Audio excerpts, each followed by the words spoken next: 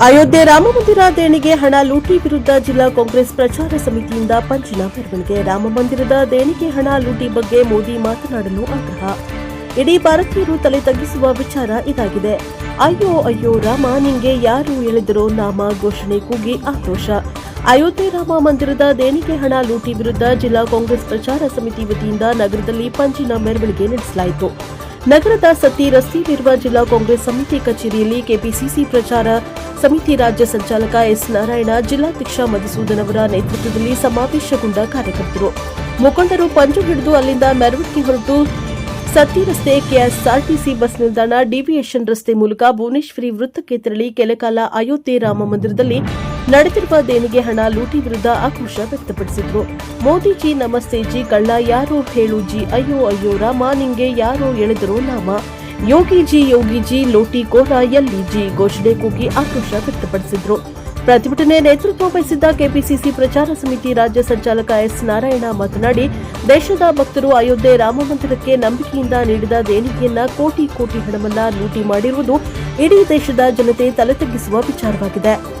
ಲೂಟಿ ಹಣದ ಬಗ್ಗೆ ಮೋದಿ ಮಾತನಾಡಬೇಕು ಎಂದು ಒತ್ತಾಯಿಸಿದರು. ಸಾವಿರಾರು ಕೋಟಿ ಲೂಟಿಯಾಗಿದೆ, ವಾಹನಗಳಲ್ಲಿ ಹಣ ಸಾಗಿಸ್ತಾ ಇದ್ದಾರೆ. ಉತ್ತರ ಪ್ರದೇಶ ನಿಮ್ಮದೇ ಸರ್ಕಾರ ಇದೆ, ದೊಡ್ಡ ಹಗರಣ ಆಗಿದೆ, ಇದರ ಬಗ್ಗೆ ಸೂಕ್ತ ತನಿಖೆಯಾಗಬೇಕು. ಇದುವರೆಗೂ ಇದರ ಬಗ್ಗೆ ಸಹ ಮೋದಿಯವರು ಮಾತನಾಡಲಿಲ್ಲ. ಇತರೆ ವಿಚಾರಗಳ ಬಗ್ಗೆ ತಕ್ಷಣವೇ ಪ್ರತಿಕ್ರಿಯೆ ನೀಡುವ ಮೋದಿಯವರು ಏಕೆ ಮಾತನಾಡ್ತಾ ಇಲ್ಲ ಎಂದು ತೀಕ್ಷ್ಣವಾಗಿ ಪ್ರಶ್ನಿಸಿದರು. ಅಯೋಧ್ಯೆ ರಾಮ ಮಂದಿರ ದೇಣಿಗೆ ಲೂಟಿ ಪ್ರಕರಣದಲ್ಲಿ ಈಗಾಗಲೇ ಬಂಧಿಸಿರುವ ಆರೋಪಿಗಳ ಅಲ್ಲದೆ ಇದರ ಹಿಂದಿರುವ ಪ್ರಮುಖ ಆರೋಪಿಗಳನ್ನು ಪತ್ತೆ ಹಚ್ಚಿ ಬಂಧಿಸಿ ಕಠಿಣ ಕ್ರಮ ವಿಧಿಸಬೇಕು ಎಂದು ಆಗ್ರಹಿಸಿದರು. ಮೆರವಣಿಗೆಯಲ್ಲಿ ಜಿಲ್ಲಾ ಕಾಂಗ್ರೆಸ್ ಪ್ರಚಾರ ಸಮಿತಿಯ ಜಿಲ್ಲಾಧ್ಯಕ್ಷ ಹೊಸಹಳ್ಳಿ ಮಧುಸೂದನ್, ಜಿಲ್ಲಾ ಸಂಯೋಜಕರಾದ ಕೆರೆಹಳ್ಳಿ ರಾಜ್ಕುಮಾರ್, ಹರವೆ ನಾಗೇಶ್, ಮರಿಯಾಲ ನಾಗರಾಜು, ಬ್ಲಾಕ್ ಅಧ್ಯಕ್ಷ ಬಿಸಲವಾಡಿ ರವಿ, ಟೌನ್ ಅಧ್ಯಕ್ಷ ಅಫ್ಸರ್ ಮೊಹಮ್ಮದ್, ಜಿಲ್ಲಾ ಮಹಿಳಾ ಕಾಂಗ್ರೆಸ್ ಅಧ್ಯಕ್ಷೆ ನಾಗರತ್ನ ಕೆಂಗಾಕಿ, ಯುವ ಕಾಂಗ್ರೆಸ್ ಜಿಲ್ಲಾಧ್ಯಕ್ಷ ಯೋಗೇಂದ್ರ, ಚಾಮರಾಜನಗರ ವಿಧಾನಸಭಾ ಕ್ಷೇತ್ರದ ಅಧ್ಯಕ್ಷ ಅಕ್ಷಯ್, ಎನ್ಎಸ್ಯುಐ ಜಿಲ್ಲಾಧ್ಯಕ್ಷ ಮೋಹನ್ ನಗು, ಟೌನ್ ಅಧ್ಯಕ್ಷ ಪದ್ಮಾಜ್ಯೋತಿ, ಪ್ರಕಾಶ್, ಪುರುಷೋತ್ತಮ್, ಶಿವಕುಮಾರ್, ಅಕ್ಷಯ್ ಇತರರು ಭಾಗವಹಿಸಿದ್ರು. ಬ್ಯೂರೋ ರಿಪೋರ್ಟ್ ಹೊಮ್ಮ ನಂಜುಂಡ ನಾಯಕ, ಎನ್ಕೆಎಸ್ ಟಿವಿ 4 ಚಾಮರಾಜನಗರ.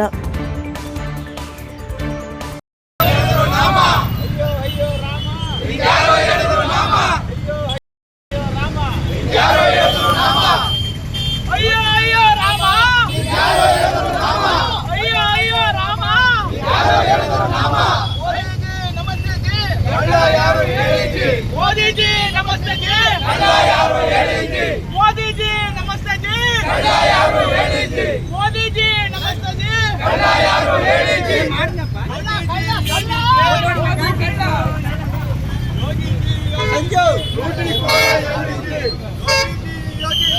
ಲೂಟಿಕೋರ ಎಲ್ಲಿಜಿ, ಲೂಟಿಕೋರ ಎಲ್ಲಿಜಿ,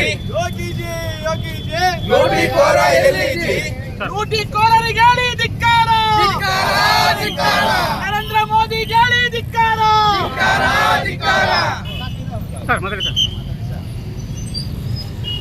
ನಮ್ಮ ದೇಶದ ಜನ ನಾಗರಿಕರು ಮಂಗಳಾರತಿ ತಟ್ಟೆ ಸಿಕ್ಕಿದ್ರೆ ಸಾಕು, ಅದಕ್ಕೆ ದಕ್ಷಿಣೆ ಆಗ್ತಾರೆ.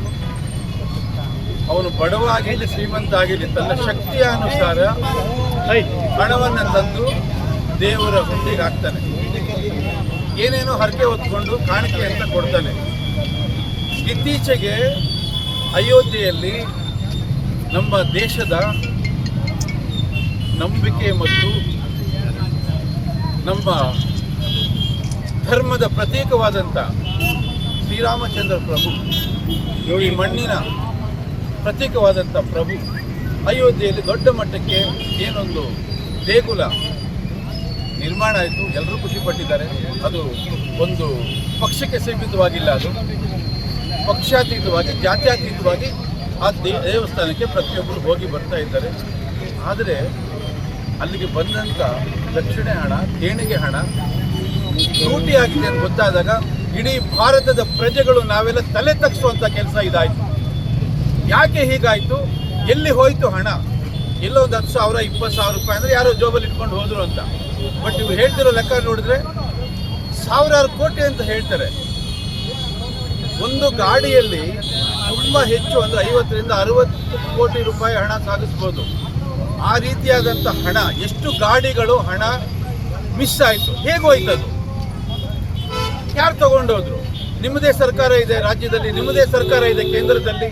ಇಷ್ಟೊಂದು ಹಣ ಹೋಗಿರ್ಬೇಕಾದ್ರೆ ಬರೀ ಹಣವನ್ನ ಎಣಿಕೆ ಮಾಡಿದವರಾಗ್ಲಿ, ಅದಕ್ಕೆ ಸಂಬಂಧಪಟ್ಟ ಒಂದು ಏಜೆನ್ಸಿ ಆಗಲಿ ಸಾಧ್ಯನೇ ಇಲ್ಲ. ಭಯ ಇಲ್ಲದೆ ಇವ್ರಿಗೆ ಕೆಲಸ ಮಾಡಿದ್ದಾರೆ ಅಂದರೆ ಯಾರ ಅಭಯ ಇದೆ ಅವ್ರ ಮೇಲೆ, ಯಾರಿದ್ದಾರೆ, ಯಾರೋ ದೊಡ್ಡ ಕೈ ಇರಲೇಬೇಕು. ಇಲ್ಲದೆ ಹೋದರೆ ಇಷ್ಟು ದೊಡ್ಡ ಹಣ ಲೂಟಿ ಆಗೋದಕ್ಕೆ ಸಾಧ್ಯನೇ ಇಲ್ಲ. ದಯವಿಟ್ಟು ಇದರ ಬಗ್ಗೆ ಮಾತನಾಡಬೇಕು. ಯಾರು ಮಾತನಾಡಬೇಕು? ಗೌರವಾನ್ವಿತ ಪ್ರಧಾನಮಂತ್ರಿಗಳು ಮಾತನಾಡಬೇಕು. ಬೇಡದೇ ಇರೋ ವಿಚಾರಗಳನ್ನೆಲ್ಲ ಬಂದು ಮಾತಾಡ್ತಾರೆ ಅವರು.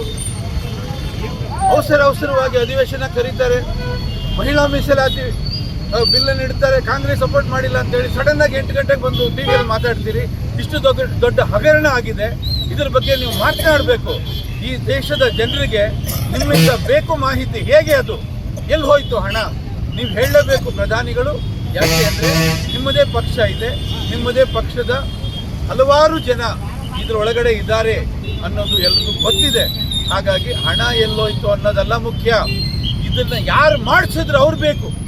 ಅಂಥವರಿಗೆ ಈ ದೇಶದ ಅತ್ಯಂತ ಕಠಿಣವಾದ ಶಿಕ್ಷೆ ಆಗಬೇಕು ಅನ್ನೋದು ನಮ್ಮೆಲ್ಲರ ಆಗ್ರಹ ಆಗಿದೆ. ಪ್ರಮುಖವಾಗಿ ಕಾಂಗ್ರೆಸ್ ಪಕ್ಷ ಇದನ್ನು ವಿರೋಧಿಸ್ತಾ ಇದೆ.